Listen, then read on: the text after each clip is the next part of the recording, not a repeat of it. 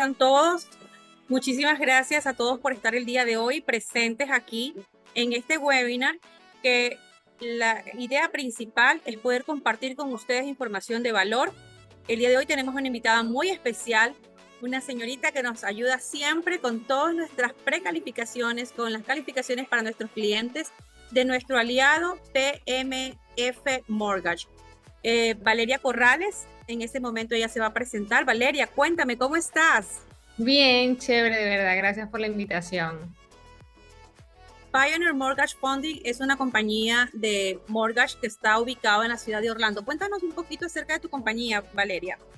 Bueno, Pioneer Mortgage Funding es un brokeraje, que es una parte muy importante de nosotros. Y la diferencia entre un lender directo y un lender de brokeraje es que el lender directo trabaja normalmente con un solo banco y el lender de brokeraje trabaja con diferentes bancos, lo cual a nosotros nos da acceso a poder trabajar con muchos bancos al momento de hacer un préstamo. Claro que sí. Esto de aquí nos va a dar las opciones para que nosotros podamos buscar más programas para ustedes a los cuales pueden calificar para ese crédito y cumplir su sueño de casa propia. Bueno, Valeria, el día de hoy vamos a estar hablando de un tema bastante importante que es la preparación. Cuéntanos un poquito acerca de cómo la persona debería prepararse financieramente para lograr ese objetivo de tener su vivienda. Bueno, mira, normalmente cuando nosotros vamos a hacer un préstamo, nosotros como banco evaluamos ciertos criterios específicos para poder hacer la preparación de un cliente a nivel de préstamos. Y es algo que vamos a estar hablando hoy. Yo traje unas diapositivas para poder visualizarlo un poquitico mejor.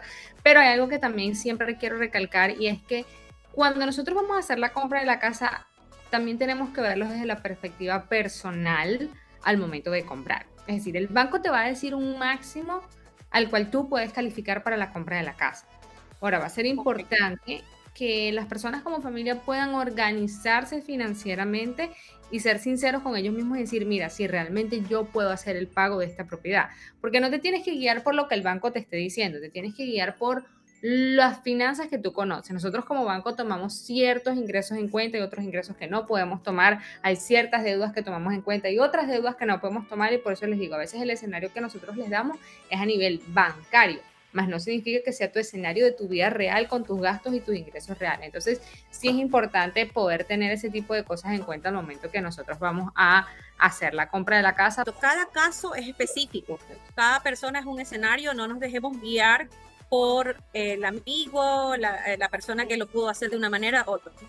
Lo más importante es que usted se reúna con el experto. En este caso, tenemos las compañías como la de Valeria que nos ayudan a revisar nuestros escenarios y obviamente nosotros nos vamos a sincerar con ella, le vamos a comentar todas las opciones que nosotros tenemos para que nos puedan hacer una correcta evaluación. Yo siempre le digo a Valeria, es como llevarle a un paciente y le va a hacer un diagnóstico y luego en base a su diagnóstico te hacen un plan de acción, una preparación bajo la cual tú puedes irte programando. Si estás listo, perfecto. Si no estás listo, vamos a prepararnos para estar listo a ese siguiente paso. Bueno, para poder hablar un poquitico de lo que va a ser como tal la compra de la casa, lo primero que vamos a estar hablando es del proceso al momento de hacer la compra de la casa. Lo primero que nosotros hacemos es una revisión de los documentos.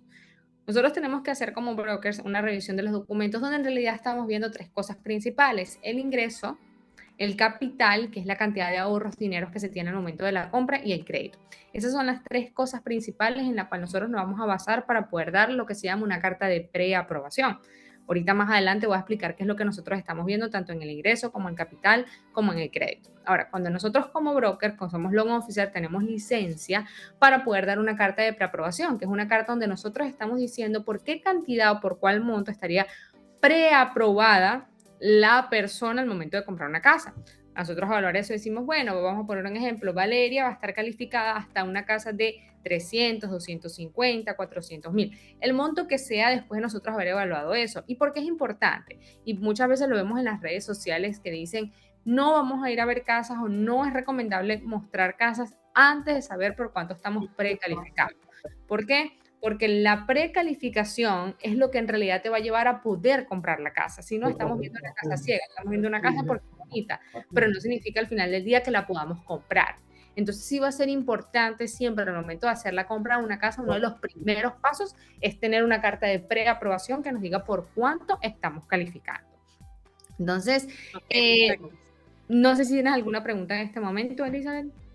No, no, hasta el momento creo que no. Si por favor, alguna de las personas que están en este momento participando en este video necesitan tener mayor información, colóquenos en el QA las preguntas para podérselas hacer a Valeria respectivamente.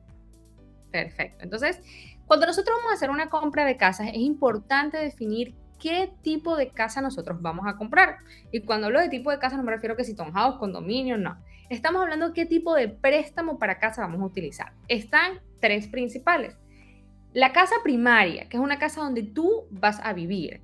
Está la casa vacacional, que es la segunda casa, la casa vacacional. Cuando me refiero a vacacional, me refiero que tú como comprador vas a vacacionar, no que la vas a rentar. Porque vacacional o segunda casa es, yo tengo una casa aquí en Florida, en Orlando, y me compré una en Miami, y por lo tanto yo vacaciono en esa casa. Y por último está la casa de inversión, que ahí sí sería la casa que vas a utilizar para la renta. Cada uno de estos tipos de casas que estarías comprando tuviese una inicial diferente y en muchos casos programas diferentes al momento de hacer el financiamiento. Entonces, vamos a hablar un poquitico de la casa primaria. La casa primaria normalmente se compra con programas como VA, que es el programa de veteranos, USDA, que es un programa rural, FHA y convencional. ¿Qué es lo que tienen en común estos programas? Estos programas tienen de común que estás comprando con una inicial bastante baja. Además de ello, como es una casa primaria, tú estás firmando en tus documentos y tú estás comprometiéndote en que tú vas a tomar esa propiedad y la vas a vivir. Porque por eso se llama una casa primaria, porque tú vas a vivir y se va a considerar tu vivienda principal, tu vivienda primaria en la cual estarías residiendo. Entonces, aquí viene una parte muy importante. VA y USDA conocemos que son préstamos que puedes hacerlo con el 0% de inicial. El préstamo FHA y el préstamo convencional, el FHA comienza con el 3.5, convencional 3-5%, dependiendo de muchos factores al momento de aplicar, pero son las iniciales normalmente bajas. Si una persona quiere poner más inicial, lo puede hacer con muchísimo gusto, pero estas serían, por decirte, las iniciales mínimas que el banco te requeriría para poder hacerlo. Ahora, muchos programas de ayuda existen al momento de comprar una casa y los programas de ayuda son para viviendas primarias, viviendas donde se van a residir, donde se va a vivir, donde se va a estar. Entonces, es una parte bien importante que tenemos que tener en cuenta al momento de comprar una vivienda primaria. Ahora, cuando vamos con la vivienda, la segunda casa y la secundaria, no, la casa vacacional, estamos hablando de iniciales que comienzan en el 10%. Ahora, ¿qué es una casa secundaria? Como les comento, es una casa donde tú vas a vacacionar. Vas a pasar un fin de semana, vas a pasar 3 meses en el año, vas a durar un tiempo ahí, pero esa casa vacacional es con un 10% de inicial empezando. Y tienes que tener ciertas reglas para poder comprarla. Si yo, por ejemplo, tengo una casa en Orlando, vamos a poner un ejemplo, tengo una casa en San Cloud, y digo, no, pero es que yo quiero vacacionar en Disney. No, pero es que estamos muy cerca. ¿Okay? Tiene que ser un poquito de lógica para el banco cuando nosotros vamos a hacer eso. Normalmente el banco nos va a pedir que tengan 100 millas una casa de la otra cuando tenemos una casa primaria y queremos hacer una casa vacacional. Sin embargo, existen ciertas excepciones cuando yo le puedo explicar al banco que yo quiero vivir una casa secundaria o vacacional que no está a 100 millas. Por ejemplo, vamos a suponer que yo estoy aquí en Orlando y yo me quiero comprar una casa vacacional en Cocoa. Hay menos de 100 millas, pero yo puedo justificar y decir, lo que pasa es que Orlando es donde yo vivo y hago mi vida, pero Cocoa a mí me gusta porque yo voy los fines de semana a la playa, entonces yo quiero mi casa vacacional. Entonces, en ese tipo de casos, el banco puede excluir que tenga las 100 millas, pero como les digo, tiene que tener sentido la compra de la casa vacacional. Y aunque nosotros lo vemos como casa vacacional, no es una casa para rentar. Entonces, eso es algo que hay que tener claro porque muchas veces tienen esa confusión. Y por último, tenemos nuestra casa de inversión.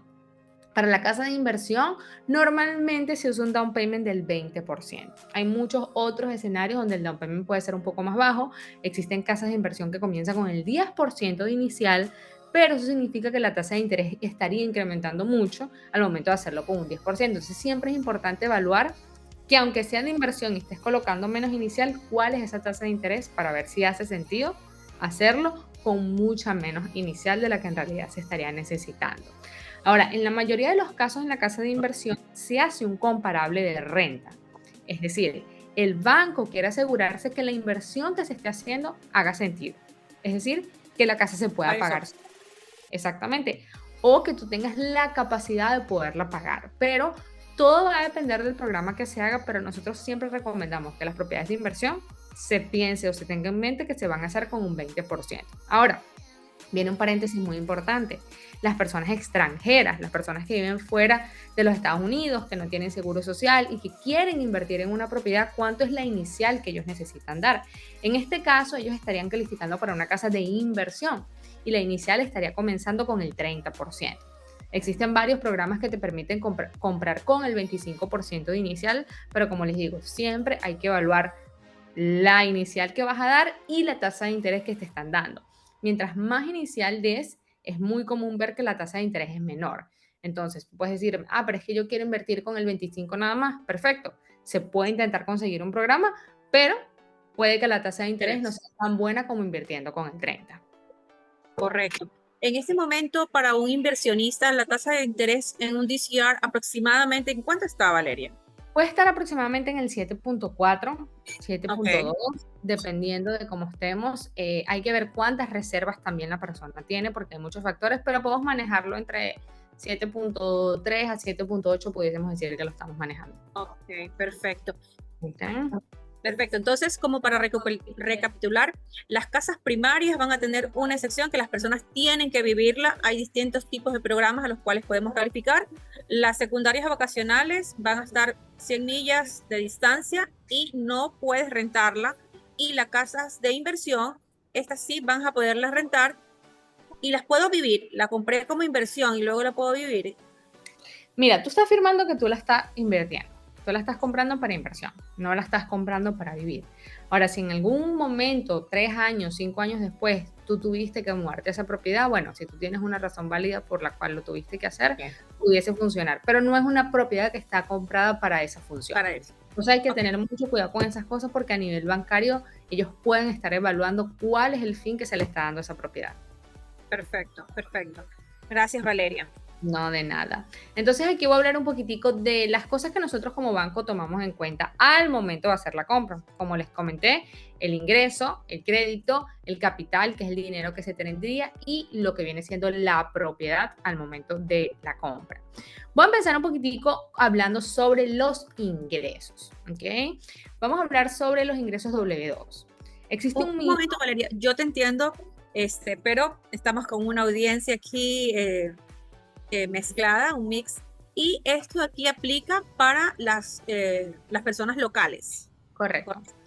Entonces, vamos en este momento a ver el ingreso de las personas locales, residentes, ciudadanos, o que tengan algún tipo de estatus en este país, ¿correcto? Correcto. Okay. Entonces, las personas que son W2, existe un mito de que tienen que tener 2 años con la misma línea de empleo o 2 años trabajando en lo mismo. Y en realidad eso no funciona así. Tú pudiste haber trabajado de cajera, luego trabajaste en un warehouse, luego trabajaste de front desk y luego trabajaste en cocina. Pero todos tus trabajos han sido por W2, el banco no va a tener ningún problema, simplemente se te califica con el último ingreso que hayas tenido dependiendo de cómo esté tu ingreso. Ahora, una persona que tiene 2 años en W2, probablemente si está haciendo full time o está haciendo un salario, se puede tomar el último ingreso que esté haciendo sin importar que se haya cambiado de rama. Otra parte muy importante es las personas que son 1099. Las personas que son 1099 y se pasan a W2, se le puede hacer un préstamo. Vamos a suponer, yo fui independiente, yo hice Uber por 2 años y comencé a trabajar en Amazon. ¿Okay? Si yo tengo 3, 6 meses trabajando en esa compañía, yo puedo hacer mi préstamo aunque yo no tenga 2 años trabajando en Amazon o no tenga 2 años por W2. Eso puede ser un escenario que te puede permitir comprar. O vamos a suponer que yo trabajo en una compañía y en esa compañía yo estoy trabajando por 1099 y esa compañía me da un cargo en el cual me pasan a W2 y yo tengo una manera de poder demostrar que ese cargo me lo dieron a mí, por lo tanto yo estoy haciendo este cambio, yo puedo aún así calificar para la compra sin tener que esperar 3 meses, 6 meses, porque a mí me dieron un cambio de cargo en la misma compañía en la cual ya yo tengo un periodo trabajando. Entonces son casos en que podemos trabajarlo. Ahora, cuando es el contrario, una persona que viene por W2 y se pasa a 1099, ahí sí tenemos un problema para calificar. ¿Por qué? Porque las personas que son 1099, que eso lo podemos ver en el ejemplo de abajo, las personas 1099 se le van a pedir 2 años trabajando en esa línea de empleo. Es decir, vamos a suponer que yo soy 1099, un año hice Uber y el otro año hice seguros. Son 2 líneas de empleo diferentes. Entonces, en este caso, las 1099 sí te exigen que los últimos 2 años hayan sido de lo mismo. Entonces, sí Ok. es súper importante tener eso claro al momento de poder aplicar con 1099. Si tú eres W2 y te cambias a 1099, 2 años en tus declaraciones de impuestos mostrando que eres 1099 para poder calificar. Y si tú tienes 2 empleos y tú quieres tomar en cuenta 2 empleos, tú tienes que tener 2 años trabajando con 2 trabajos. Es decir, vamos a suponer que yo tengo un año trabajando con una W2 y ahorita me conseguí un part-time. Yo no puedo tomar ese ingreso en cuenta porque tú no me has demostrado a mí que tú tienes 2 años trabajando. Vamos a suponer, yo tengo 2 años con mi W2 y tengo 2 años haciendo un part-time, yo los puedo tomar. Porque cuando yo registro los últimos 2 años de empleo, siempre has tenido 2 trabajos. Entonces eso es algo que es muy importante que nosotros tomamos al momento de ver y calcular los ingresos y ver los años que esa persona pudiese haber de empleo. Aquí hay muchísimos ejemplos que si me salgo, entro de trabajo, vengo de otro país. Entonces, esto es nada más un resumen y como los más comunes, pero hay Correcto. muchos casos en específicos que siempre recomiendo que podamos chequear. Hay personas que han dejado de trabajar por un tiempo, pero si es justificable de por qué no se ha trabajado, se puede también hacer el préstamo. Entonces, simplemente es una manera de poder variarlo. Ahora, las personas extranjeras que quieran comprar una propiedad, normalmente lo estamos haciendo con un programa de inversión. En el programa de inversión nosotros no necesitamos verificar cuál es el ingreso que tiene esa persona fuera del país, porque lo que nosotros estamos verificando es que la propiedad se pague sola.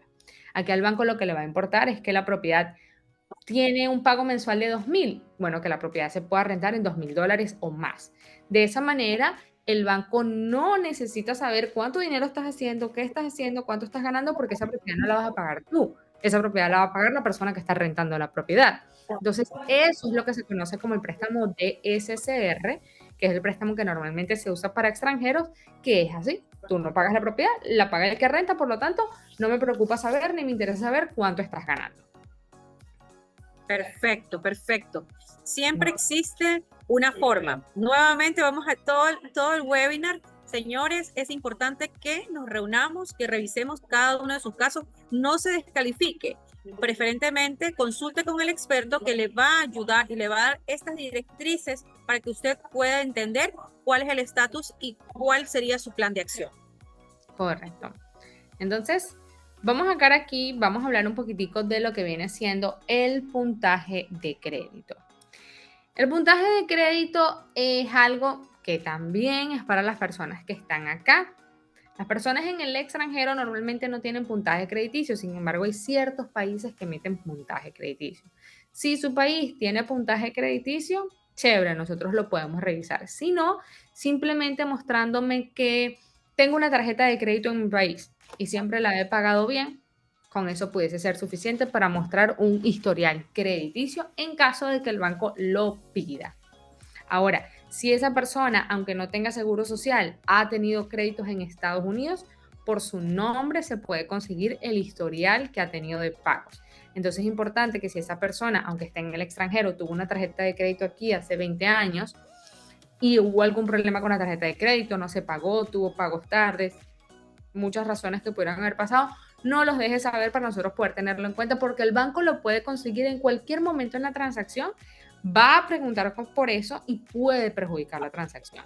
Entonces es importante tener esa parte en cuenta. Pero yo siempre doy este ejemplo en que el puntaje de crédito es como una carrera. Este muñequito que está acá está comenzando la carrera y aquí vemos la línea de FHA, esta que sería la de arriba, y esta línea de convencional. ¿Qué podemos ver acá? Normalmente FHA nos permite comenzar la carrera, que sería poder hacer el préstamo con un crédito en 620. y convencional con un crédito de 640. En realidad, FHA nos permite hacer el préstamo con menor puntaje, al igual que el convencional, pero eso es algo que yo no recomiendo. ¿Por qué? Porque te pueden pedir iniciales más altas, la tasa de interés va a estar muy alta, puede que el banco te esté pidiendo reservas. Entonces, lo mejor es poder tener por lo menos el puntaje FHA en 620 y convencional en 640 para poder empezar a hacer el préstamo. ¿Ok? Ahora, ¿cómo funciona lo del puntaje de crédito y la tasa de interés? Aquí arriba podemos ver que tenemos diferentes puntajes crediticios: 660, 680, 700, 720, 740. Y este muñequito que está acá, vamos a poner este ejemplo, tiene el puntaje en 680. Entonces, yo quiero comprar una casa convencional con un puntaje de 680. Estas tasas son simplemente de ejemplo. Ok. Este puntaje que está acá es el 7.3%, pero yo no quiero ese puntaje de tasa. Yo no quiero esa tasa, yo quiero una mejor tasa. Yo quiero una tasa como esta persona que está acá, que tiene un crédito en 740. Es decir, que yo quiero bajar mi tasa de 7.3 a 6.8, que venía siendo un puntaje del 740. Entonces el banco te dice, bueno, pero ¿cómo tú quieres hacer eso? Si tú no tienes el puntaje de crédito en 740, lo tienes en 680, no puedes bajar la tasa.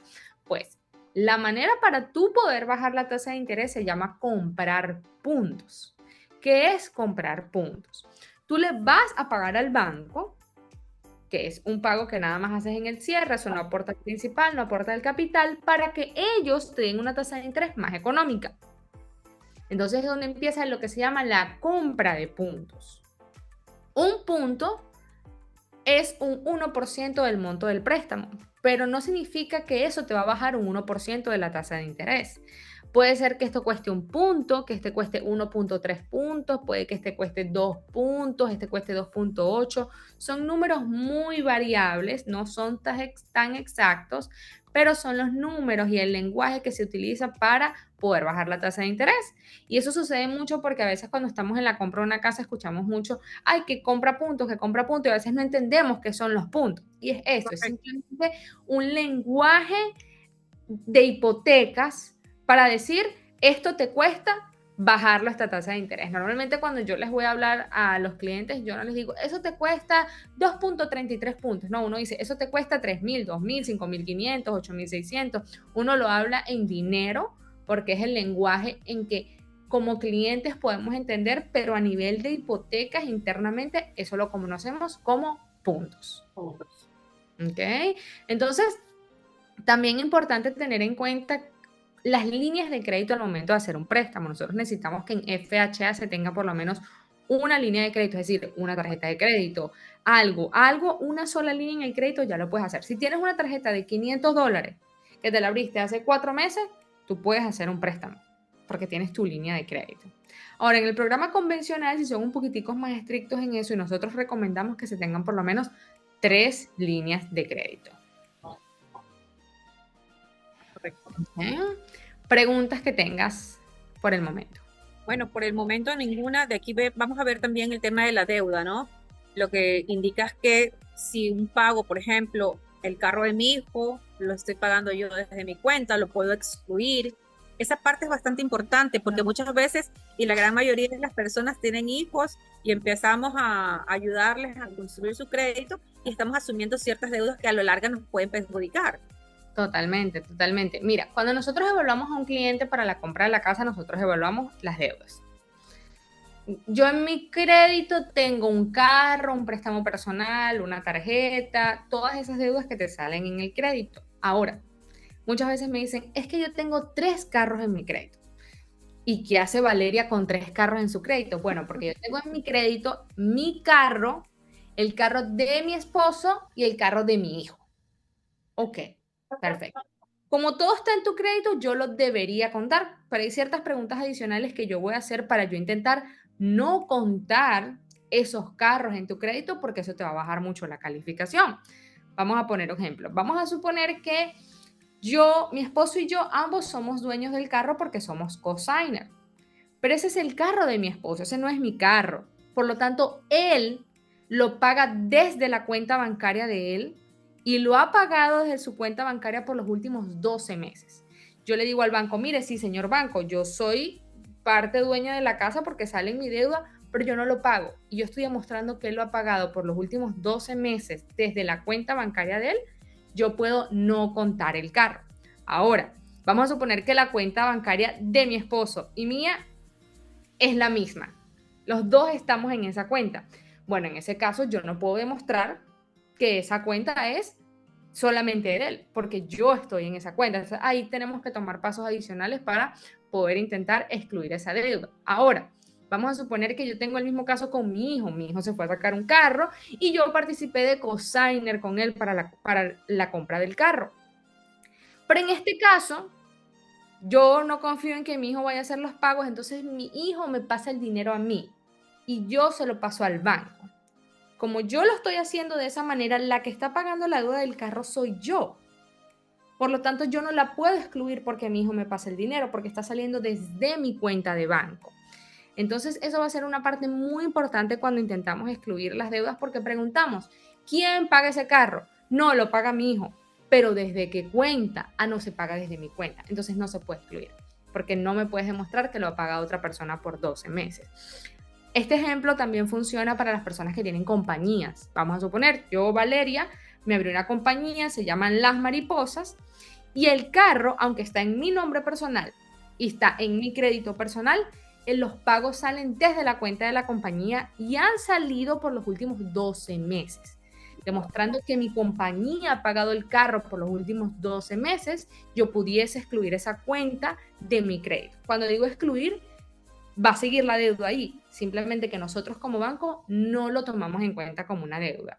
Entonces son cosas y tips que nosotros podemos ir trabajando para siempre mejorar las calificaciones y eso es una de las grandes ventajas que nos permiten, que es excluir deudas. En este caso pusimos carro, hay otras deudas que podemos excluir de diferentes maneras, pero eso será otra conversación.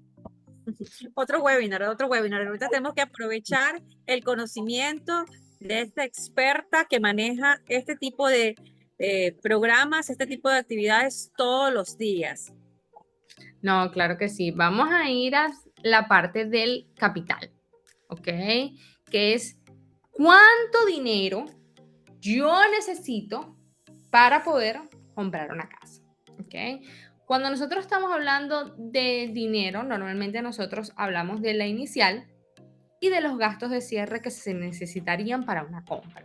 Hoy en día existen muchas maneras de poder darle la vuelta a eso, porque el mercado en el que estamos actualmente no los permite. Hay ciertos mercados, ciertos momentos en la compra de casas que eso no es tan viable porque no están todas estas cosas disponibles. Hoy en día existen muchos programas para la ayuda de la inicial.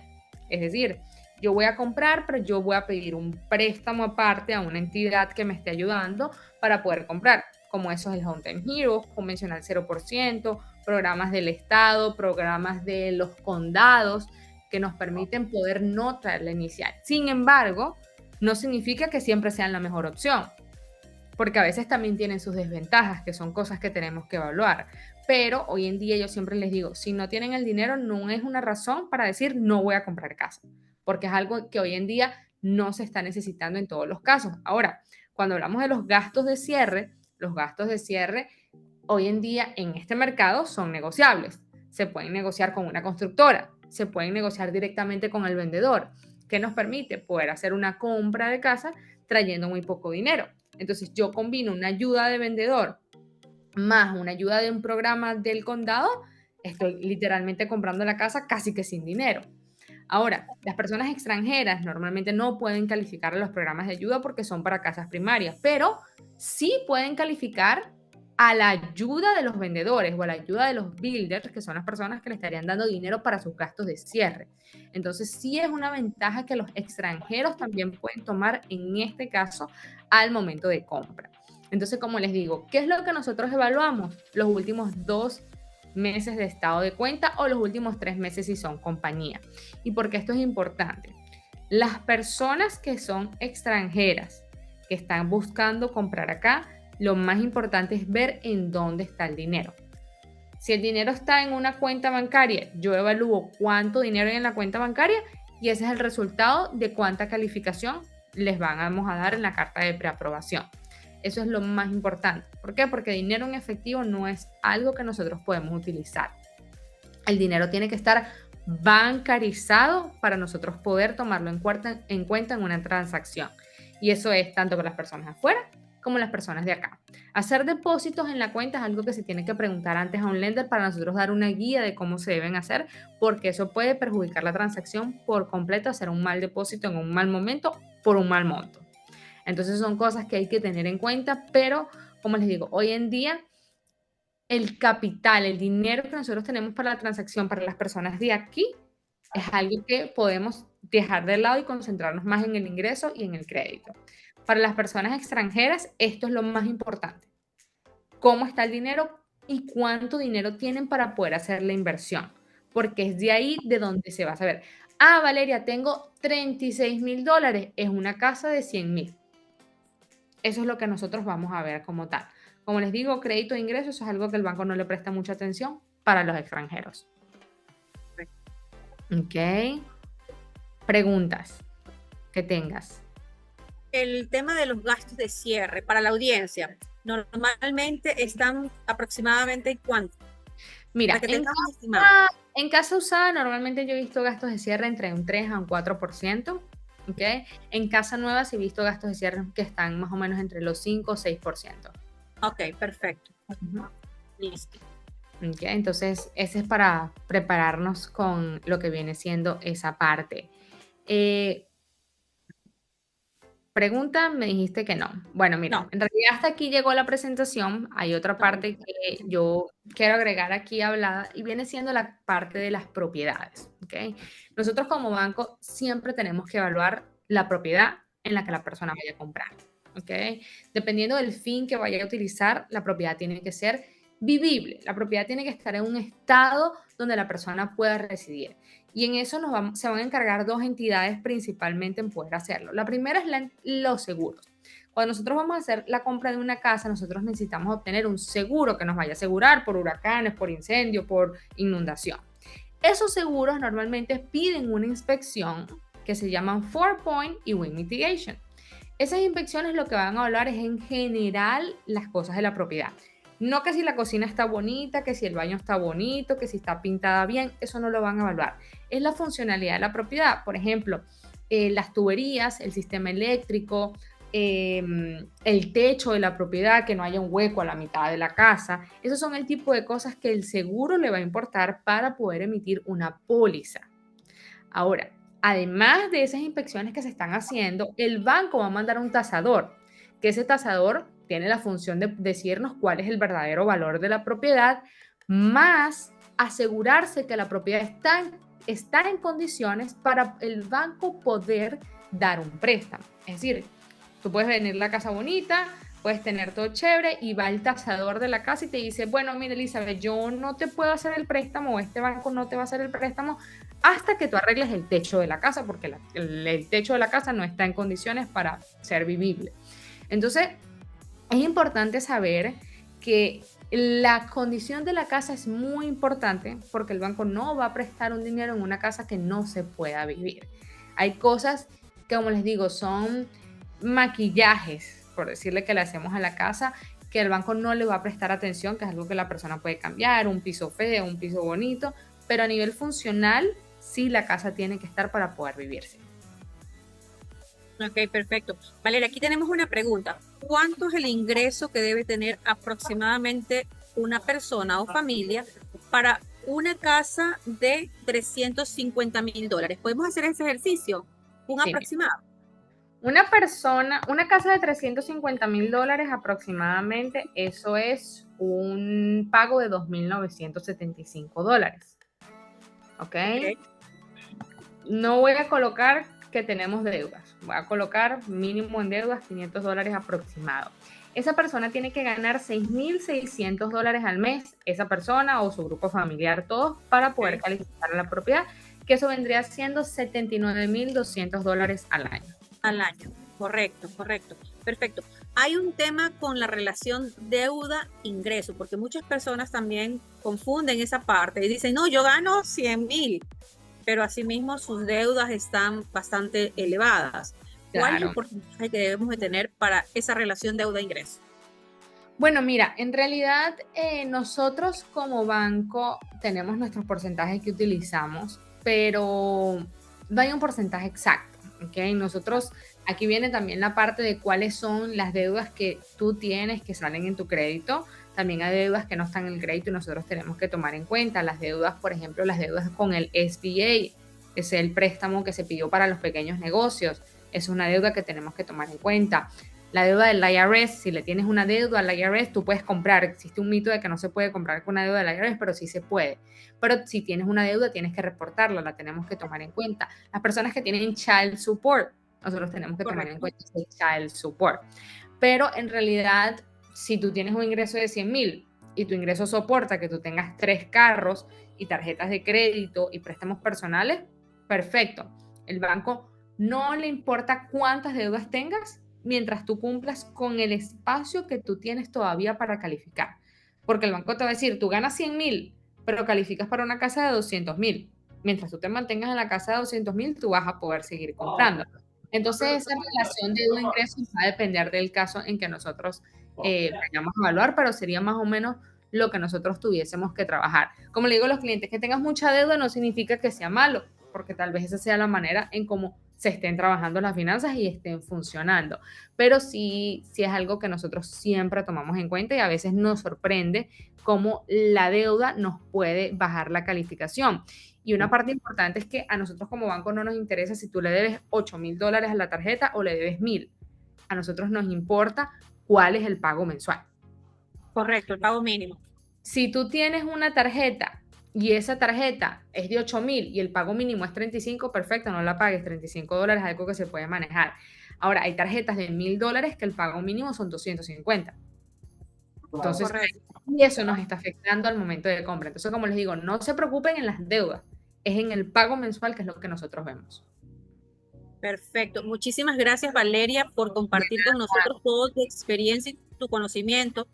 Y el día de hoy les tenemos una sorpresa, pues Valeria nos está obsequiando una asesoría completamente gratuita para las personas que deseen. Ustedes ya les vamos a poner nuestras redes sociales para que nos contacten y podamos agendar una reunión con Valeria para que revisemos caso a caso nuestros escenarios, nuestras posibles panoramas por los cuales nos podemos mover para que podamos prepararnos. Como decía el nombre de nuestro webinar, lo más importante en este momento es obtener ese conocimiento, esa guía de qué es lo que debemos hacer para poder efectuar una compra exitosa, una compra bien realizada, una compra bien pensada. Aquí, como les hemos dicho siempre, estamos en contacto con varios aliados. Por mi lado, yo siempre les estaré apoyando en todo lo que es el mercado inmobiliario. Soy la experta que les podrá ayudar a conocer zonas, sectores, todo lo que viene con el mercado.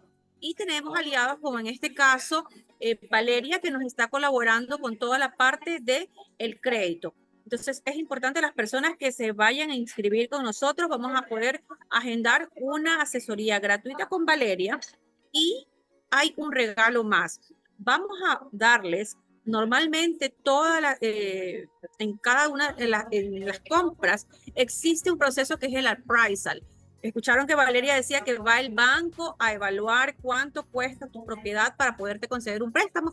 Pues eso tiene un valor. Y para las personas que tomen acción este mes de agosto, durante todo el mes de agosto, que firmen contrato, aunque la casa no se firme este mes, que sea para entrega, vamos a suponer, en próximos meses, nosotros vamos a estar cubriendo el valor de la price. Ese es un regalo para cada uno de ustedes por seguirnos. Esperamos que este espacio haya sido de valor para ustedes y les ayude a dar un poco más de claridad del proceso en la compra de propiedades aquí en Florida. Muchísimas gracias, Valeria, nuevamente. Gracias por participar. Bendiciones. Igual.